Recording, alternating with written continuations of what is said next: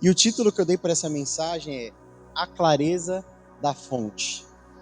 E uma das primeiras coisas que eu me atentei em pesquisar é o que fonte pode significar, o significado de fonte. Fonte pode ser nomeado, obrigado, pode ser usado, fonte pode ser usada para nomear uma nascente, por exemplo, a nascente que deu origem aonde essa água aqui foi retirada para poder suprir a gente, amém? Ou pode ser também utilizada para nomear a origem de alguma outra coisa, não necessariamente uma fonte de água. Então, por exemplo, quem já fez uma monografia, um TCC, algum trabalho de escola, alguma coisa assim, sabe que nós temos que apresentar fonte das informações, nem que seja o próprio autor. Eu lembro que quando eu estava fazendo meu TCC, eu tinha um certo receio assim de colocar a fonte, o próprio autor, mas se veio de um resultado ali que eu obtive, a fonte foi a minha pesquisa, o meu trabalho, e assim por diante. Então, o que eu quero aprofundar com vocês essa noite é a importância da clareza dessa fonte. E para isso nós vamos investigar alguns textos na palavra de Deus, amém? Gostaria que você fosse abrindo comigo sua Bíblia em Gênesis capítulo 2, nós vamos ler dos versículos 16 do capítulo 2 até o versículo 7 do capítulo 3. Amém? Glória a Deus. E diz o texto: E ordenou o Senhor Deus ao homem, dizendo: De toda árvore do jardim comerás livremente, mas da árvore do conhecimento do bem e do mal, dela não comerás, porque no dia em que dela comeres, certamente morrerá. E disse o Senhor Deus: Não é bom que o homem esteja só, far-lhe-ei uma ajudadora idônea para ele. Havendo, pois, o Senhor Deus formado da terra todo o animal do campo e toda a ave dos céus, os trouxe a Adão, para este ver como lhes chamaria. E tudo que Adão chamou a toda alma vivente, isso foi o seu nome. E Adão pôs os nomes a todo o gado e às aves do céu e a todo o animal do campo, mas para o homem não se achava ajudadora idônea. Então o Senhor Deus fez cair um sono pesado sobre Adão, e este adormeceu, e tomou uma de suas costelas e cerrou a carne em seu lugar.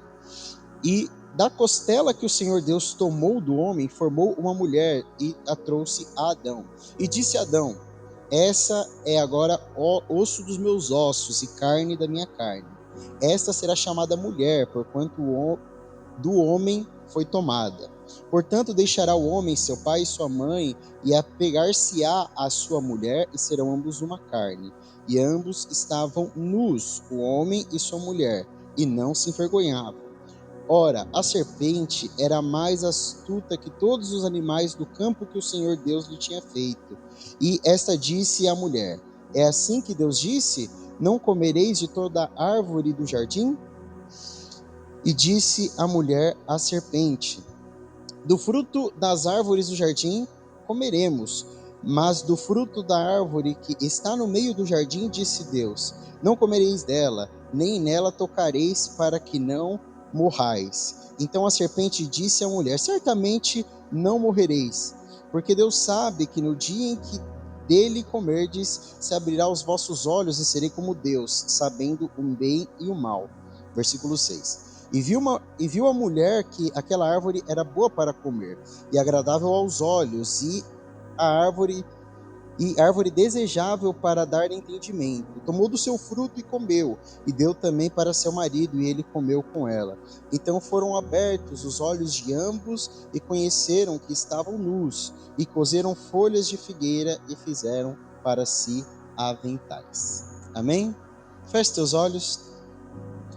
Senhor Deus, eterno Pai, diante da Tua presença e com muito temor é que nós estamos aqui nessa noite. Fala conosco, Senhor, que a Tua palavra possa ser lâmpada para os nossos pés, luz para os nossos caminhos e possa trazer clareza e entendimento para o nosso pensamento. Que a palavra que sair desse altar, meu Pai, seja perfeitamente e unicamente a Sua vontade, meu Pai. Que seja alimento para o nosso espírito, que seja também clareza para a nossa mente, para que nós possamos transmitir a sua mensagem pura e verdadeira, que é Cristo, o Verbo vivo, em nome de Jesus. Amém? A informação que Deus fala para Adão originalmente é para que ele não comesse do fruto.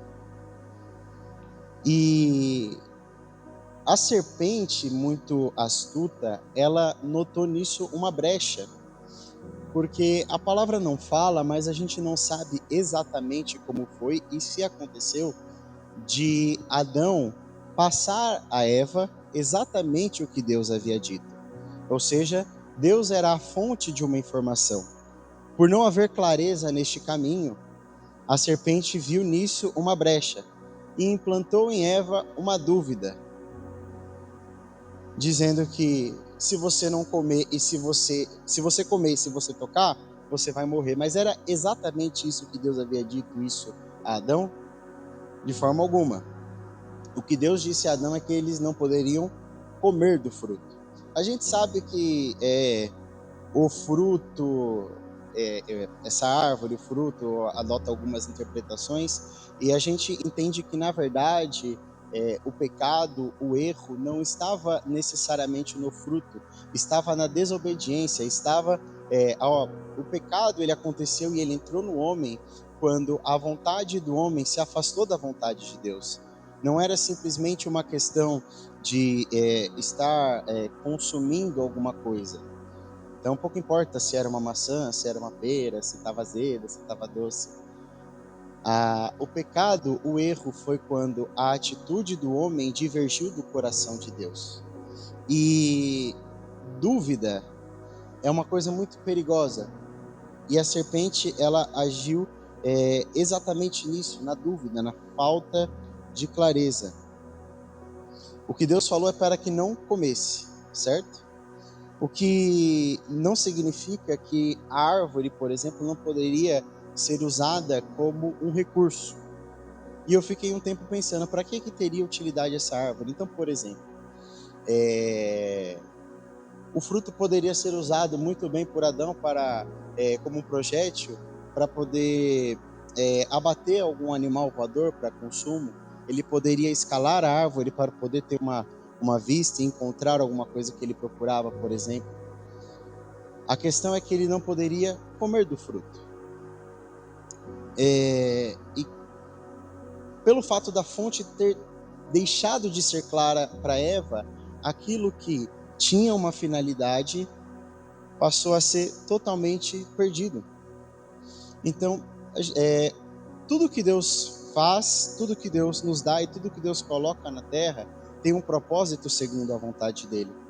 Mas quando a gente deixa de ter clareza a respeito do que é a vontade dele para cada coisa, ou o que quando a gente deixa de ter clareza o que é a vontade dele para o que nós façamos com cada uma das coisas, elas perdem o seu sentido em Deus. E quantas coisas nós talvez não podemos ter perdido o sentido em Deus por falta de compreender com clareza o que é que ele queria para cada uma das coisas. Quantos entendem? Quando a fonte deixa de ser clara, a natureza é corrompida. A natureza não foi corrompida necessariamente pela ingestão do fruto. Quando eles comem do fruto, é a consumação de algo que já acontece antes, que é a falta de clareza da fonte, a falta de clareza do coração de Deus para aquela situação. Quantos entendem? Amém? Nós nos corrompemos quando tratamos os recursos, os meios, como alimento. Então, por exemplo, eu estou lá em casa numa certa luta há um tempo para pintar o meu portão. E aí tem aquele negócio, tem que raspar toda a tinta velha, enfim. E ontem, finalmente, a gente conseguiu dar uma primeira demão de tinta. E eu fiquei pensando nisso, porque a tinta, ela tem uma utilidade. Ela é um recurso importante. Mas ela não é alimento. Se eu comer da tinta, eu vou, pelo menos, passar mal no melhor dos casos. O problema é quando a gente resolve se alimentar do recurso. Quando a gente resolve se alimentar da ferramenta. Então, por exemplo, quando o Natan vem e ministra sobre, trouxe aqui a ministração sobre dízimos e ofertas, é bem o que ele falou, o problema não é que você tenha o seu recurso, que você tenha as suas ferramentas, na verdade, Deus as dá todas elas. A questão é, e a corrupção entra em nós quando nós tratamos a ferramenta e o recurso como um alimento, enquanto que o único alimento verdadeiro, vivo, é Cristo, o seu verbo e a sua palavra para nós, amém? A corrupção, o pecado, o engano, a concupiscência encontra brecha na falta de clareza. Quando nós desviamos o nosso olhar e deixamos de entender o coração de Deus para cada uma das coisas, nós abrimos espaço, nós abrimos uma brecha. Por isso que é importante estarmos 100% atentos, amém? E esse é um exemplo que eu encontrei do primeiro Adão. A palavra vai chamar esse Adão, que de fato foi o primeiro, como o primeiro Adão, pelo qual o pecado entrou no mundo. Mas eu também fui atrás de buscar um exemplo do segundo Adão, que é Jesus, que a palavra chama ele como o segundo Adão, o qual redimiu a queda que entrou pelo primeiro. E um exemplo muito interessante para isso está lá em Mateus, capítulo 3, a partir do versículo 13 ao versículo 16, amém? Quem for achando, dá um glória a Deus, mesmo que seja do telão, tá valendo. Mateus 3,13, agora vai. Então veio Jesus para a Galiléia ter com João junto ao Jordão para ser batizado por ele, mas João opunha-se, dizendo: eu careço de ser batizado por ti, e vens tu a mim? Jesus, porém, respondendo, disse-lhe: deixa por agora, porque assim nos convém cumprir toda a justiça. Então ele o permitiu. E sendo Jesus batizado, subiu logo da água. E eis que se lhe abriram os céus, e viu o Espírito de Deus descendo como uma pomba e vindo sobre ele. Versículo 17. E eis que uma voz dos céus dizia: este é meu filho amado, em quem me comprazo, ou em quem tenho prazer. E eu gostaria que você guardasse essa informação de que o que Deus fala para Jesus não é simplesmente que ele é filho, mas que ele é filho amado. Deus dá profundidade à característica de filho, amém? E semelhante, então, nós lemos toda aquela passagem de Gênesis na sequência. Então, semelhante ao que Deus fala, acontece uma situação no jardim para que seja provado no homem a clareza do que Deus falou. Então, assim como aconteceu com Adão, isso acontece também com Jesus aqui. Porque no versículo seguinte, já no capítulo 4, versículo 1, nós temos aquela passagem em que Jesus é levado ao deserto. Logo em que Jesus é batizado, ele é levado em jejum para o deserto, e lá ele é tentado. Certo? Então, vamos ler o texto para ficar bem claro isso. Versículo 1. Então foi conduzido Jesus pelo Espírito ao deserto para ser tentado pelo diabo. E tendo jejuado 40 dias e 40 noites, depois teve fome. E chegando-se a ele, o tentando, disse: se tu és filho de Deus, manda que estas pedras se tornem pães. Ele, porém, respondendo, disse: está escrito, nem só de pão viverá o homem, mas de toda palavra que sai da boca de Deus. Versículo 5. Então o diabo o transportou à cidade santa, colocou sobre o pináculo do templo, e disse-lhe: se tu és filho de Deus, lança-te daqui abaixo, porque está escrito que os seus anjos dará ordens a teu respeito, e tomar-te-á nas mãos, para que nunca tropeces com teu pé em alguma pedra. Disse-lhe Jesus também: está escrito, não tentarás o Senhor teu Deus. Novamente o transportou o diabo a um monte muito alto, e mostrou-lhe todos os reinos do mundo e a glória deles. E disse-lhe: Tudo isso eu te darei se prostrares me adorares. Versículo 10, então disse-lhe Jesus, vai-te, Satanás, porque está escrito, ao Senhor teu Deus adorará, e só a ele servirás. Então o diabo o deixa, e eis que chegaram os anjos e o serviram. Então aqui nós temos um paralelo perfeitamente parecido. Deus dá uma declaração, Deus é a fonte de uma informação, e logo em seguida acontece uma situação para colocar à prova aquilo que Deus havia dito. E o que eu acho interessante nesses dois momentos é, tanto no jardim quanto no deserto, em nenhum momento a serpente, que é a representação de Satanás no jardim, em nenhum momento Satanás nega que Deus falou alguma coisa. E só isso eu já acho extraordinário, porque nós servimos a um Deus vivo, um Deus que fala, um Deus que declara, amém? Nós não servimos a um Deus que está calado, um Deus que está desatento, ou um Deus que nos desampara. Deus está falando.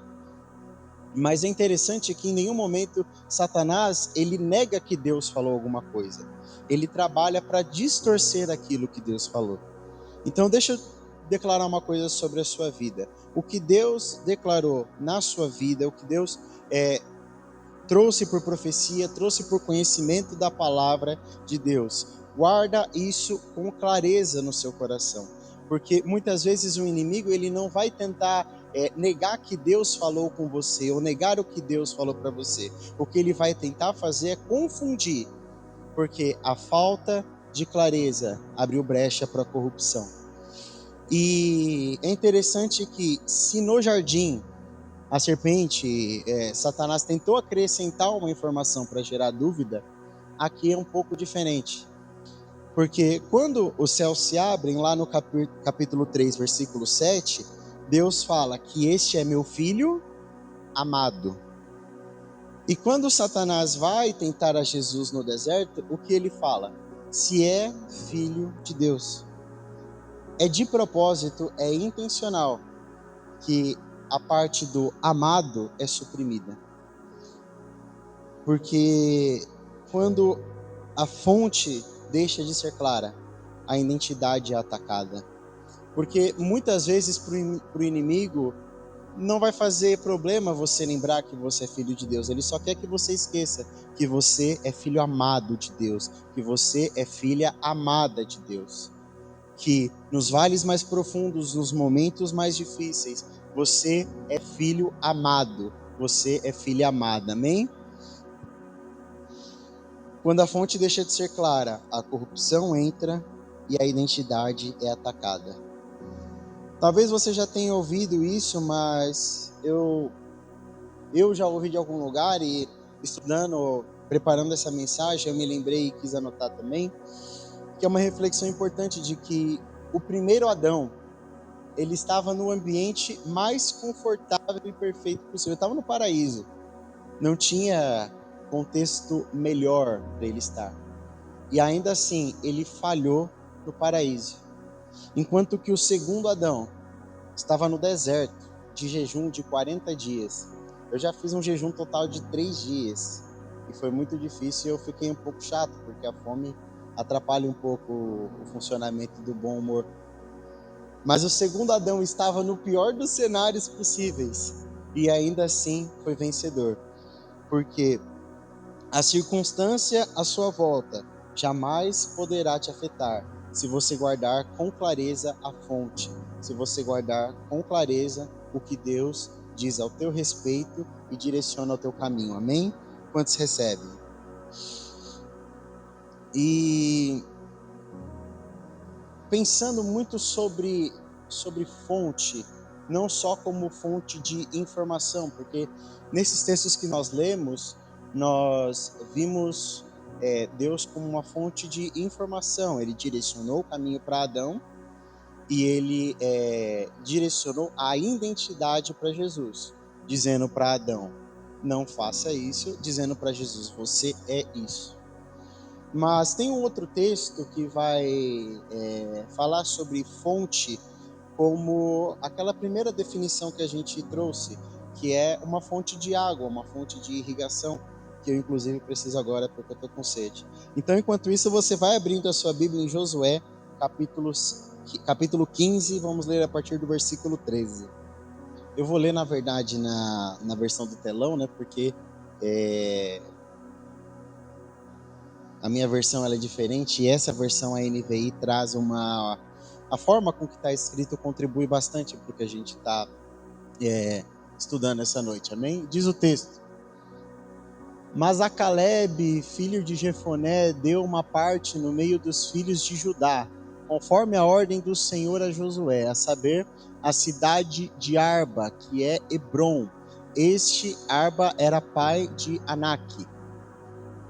E Caleb expulsou dali os 3 filhos de Anak, Sesai, Aimã e Talmai, gerados de Anak. E dali subiu aos habitantes de Debir, e fora antes o nome de Debir Kiriat Sefer. São uns nomes difíceis, eu fiquei pronunciando lá em casa quase um trava-língua. E disse Caleb: quem ferir a Kiriat Sefer e a tomar, lhe darei a minha filha Axa por mulher. Tomou-a, pois, Otniel, filho de Kenaz, irmão de Caleb, e deu-lhe a sua filha Axa por mulher. E sucedeu que, vindo ela a ele, o persuadiu que pedisse um campo a seu pai, e ela desceu do seu jumento. Então o Caleb lhe disse: o que é que tens? E ela disse: dá-me uma bênção, pois me deste a terra seca, dá-me também fontes de águas. Então lhes deu as fontes superiores e as fontes inferiores. Esse é uma passagem que eu gosto bastante, já vi algumas ministrações a respeito disso. E uma das primeiras coisas que me chamam a atenção dentro desse escopo que nós estamos investigando e estudando nessa noite é que Axa, ela já havia ganhado a terra, ela já havia recebido recurso. E uma pergunta que me veio é: quantas vezes nós nos concentramos em querer somente a terra e nos esquecemos de buscar a fonte que a sustenta?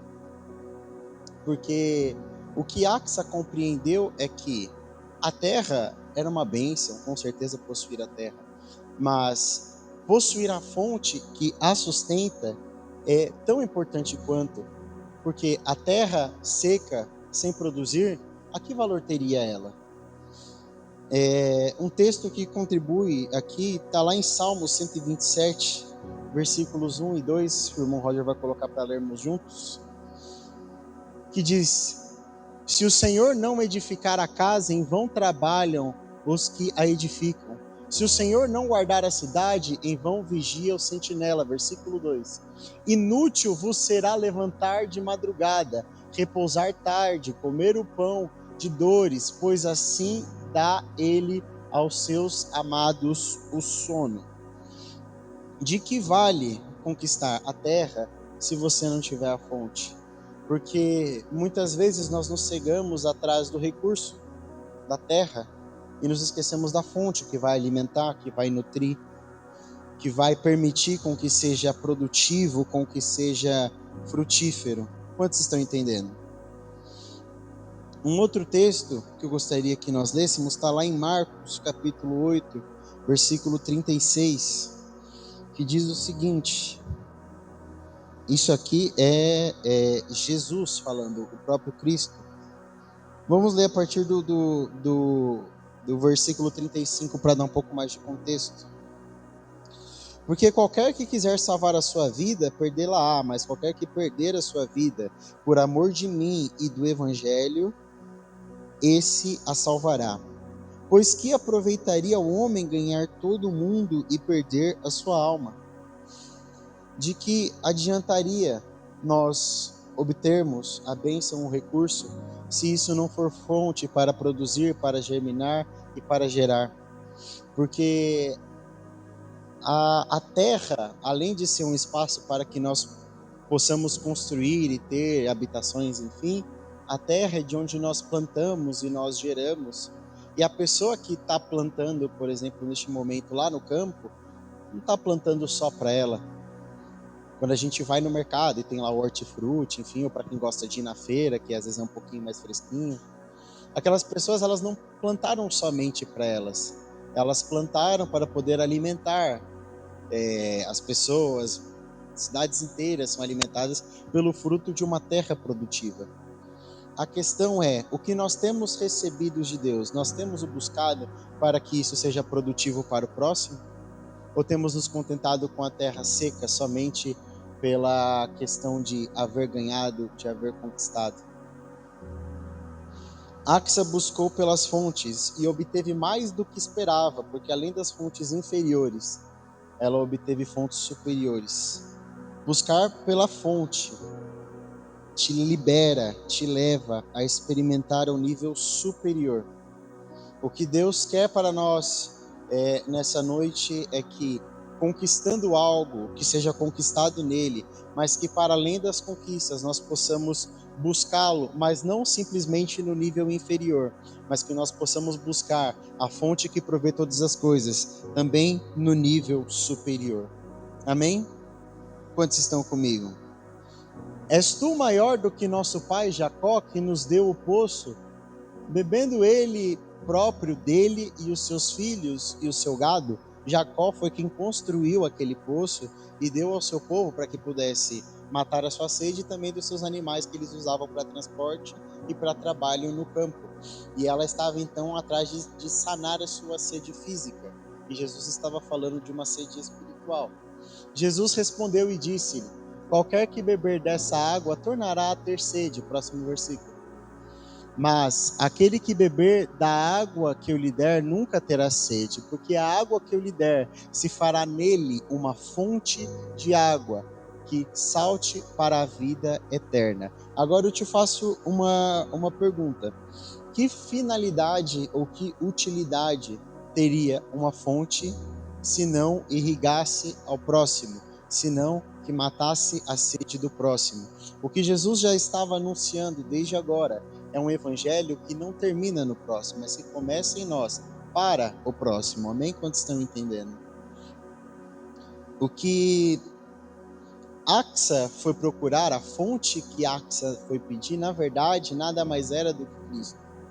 E quando ela obtém as fontes superiores, na verdade é uma tipologia que a fonte superior é a Cristo, que mata uma sede que a fonte inferior não pode matar.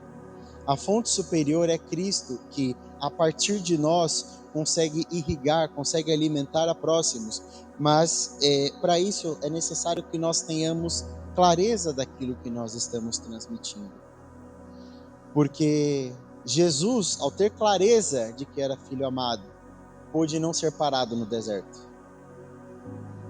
Adão, Eva, no jardim, por não ter clareza da fonte que estava neles, trouxe a corrupção, a concupiscência, a maldade ao mundo. Cristo é saciedade, mas além disso, a água que Ele nos dá, a vida que Ele nos dá, se torna em nós uma fonte para repartir. E agora, uma pergunta que eu faço para você, uma pergunta que eu faço e fiz para mim é: as pessoas que estão aí pelo mundo, e a palavra vai dizer que a criação aguarda com grande expectativa a manifestação dos filhos de Deus. E se nós, como os filhos de Deus, nos manifestamos para este mundo, de que água eles estão bebendo? Nós estamos com clareza transmitindo o que recebemos da fonte, ou seja, sendo nós fonte, o que estamos transmitindo ao mundo é com clareza aquilo que recebemos? Uma fonte de água salgada, por exemplo, ela saciaria a nossa sede? A palavra vai dizer que não existe comunhão entre luz e trevas, que da mesma fonte não pode jorrar água doce e água amarga. Então, na verdade, não é uma questão simplesmente de natureza de informação, não é uma questão simplesmente de uma água que brota do solo, mas é uma questão de uma vida repartida. E qual a clareza da vida que nós estamos repartindo? Nós, enquanto cristãos, nós, enquanto filhos amados de Deus, nós temos sido água doce ou temos sido água amarga? E essa é uma reflexão a se fazer. Entenda que eu não estou dizendo que o evangelho deve ser suavizado, porque não deve. Não existe outra forma de se viver o evangelho, senão a que Jesus disse, que é negue-se a si mesmo, tome a sua cruz e siga-me. O evangelho é uma vida de renúncia, é uma vida de negar as próprias vontades, é uma vida de negar as próprias convicções, as próprias fortalezas. É uma vida de dizer, assim como o apóstolo Paulo, que antes de conhecer a Cristo era um mestre da lei. Ele tinha todos os conhecimentos dos textos e tinha uma permissão legal do rei da época para perseguir os cristãos. O apóstolo Paulo vai falar que na letra ele era irrepreensível, ele era circuncidado, ele era na letra impecável. Mas tudo isso ele reputou por estar perto do conhecimento de Cristo. Porque o evangelho é isso, é você abrir mão até mesmo da sua maior fortaleza. Porque quando somos fracos é que somos fortes, porque não é por nós, é por Ele. A questão é, se a nossa fonte é Ele e nós nos tornamos fonte a partir do experimentar a Ele, temos sido água doce, temos transmitido esperança. Quando nós falamos às pessoas de fora, nós falamos mais de dor ou falamos mais da boa notícia? O evangelho é uma boa notícia. O que Jesus nos trouxe é uma boa nova, uma boa notícia. Há liberdade nele, amém? Mas essa mensagem, ela precisa estar clara em nós. O que nós recebemos de Deus precisa estar claro em nós. Não é possível repartir algo que nós também não temos. Eu não consigo dividir para vocês agora um pedaço de torta de frango. Eu gosto muito de torta de frango. Mas se eu não tenho, o que eu vou repartir com vocês? A vida de Deus, a vida de Cristo, ela só poderá ser repartida a partir de nós, quando ela for clara em nós. Coloca para mim Abacuque, capítulo 2, versículo 2. É um texto que eu gosto bastante. E diz o texto: E o Senhor Deus disse, escreva em tábuas a visão que você vai ter. Escreva com clareza o que vou lhe mostrar, para que possa ser lida com facilidade. Tem algumas versões que vão dizer para que seja lida até por quem passa correndo, até por quem passa desatento. O ponto foco do texto, pode voltar lá no 2:2, diz: escreva com clareza o que vou lhe mostrar. Deus, ele estava revelando, ele estava trazendo uma revelação a Abacuque. Ele queria que Abacuque tornasse essa informação clara, legível, perceptível, até para o mais desatento, até para quem passa correndo, até por quem não estava buscando essa informação. Nós entendemos que Cristo é a própria revelação, Cristo é a vida e Cristo é a própria profecia. O que nós temos que ser, o que Deus espera de nós, é que essa mensagem esteja transmitida com clareza, para que ela possa ser lida com facilidade, ou dependendo da versão, para que ela possa ser lida até por quem passa correndo, para que ela possa ser lida até por quem nem estava procurando. Porque se tem uma coisa que esse mundo talvez possa não saber, mas é certeza que ele precisa, esse mundo precisa de Deus, esse mundo precisa de Cristo. E nós somos os agentes de propagação dessa mensagem. Nós não podemos nos esquecer que nós temos uma responsabilidade muito grande, que é levar a vida de Deus, que é repartir essa vida que nos foi dada. O Evangelho de Cristo, a cruz de Cristo, ela não aconteceu para que essa obra terminasse em nós. O Evangelho de Deus não tem um fim em nós mesmos. Na verdade, o evangelho plantado em nós é uma semente para que possa produzir fruto e ser levado a mais pessoas e assim por diante. A minha oração é que a vida manifesta a partir de nós possa revelar a este mundo santidade, possa convencer do pecado, possa ajustar a identidade.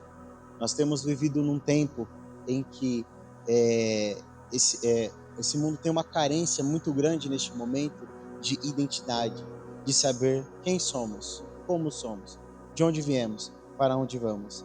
Isso é Cristo. Isso precisa ser manifesto a partir de nós. E isso precisa ser manifesto com clareza. Que nós possamos revelar do que, mais do que nos tornarmos filhos, nós nos tornamos filhos amados de Deus, amém? Se você compreende que você tem essa responsabilidade, se você compreende o chamado que Deus tem para você, e se o seu desejo é que a mensagem se torne clara em você, para que se torne clara a partir de você, gostaria que você se colocasse de pé nessa noite. E vamos orar. Da mesma forma que eu não posso repartir uma torta sem tê-la, apesar da teoria do Nicolas, nós não podemos falar de um Deus a qual nós não conhecemos, a qual nós não conversamos.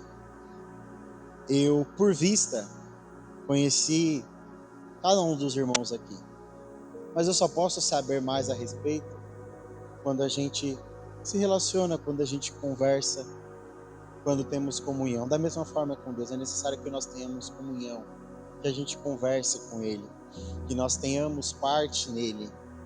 Então, nesse momento eu gostaria que você tivesse liberdade para que Deus fluísse no seu interior, que o Pai fluísse no seu interior, porque somente com clareza de quem Ele é e do que Ele quer é que nós poderemos propagar a mensagem dele para este mundo, amém?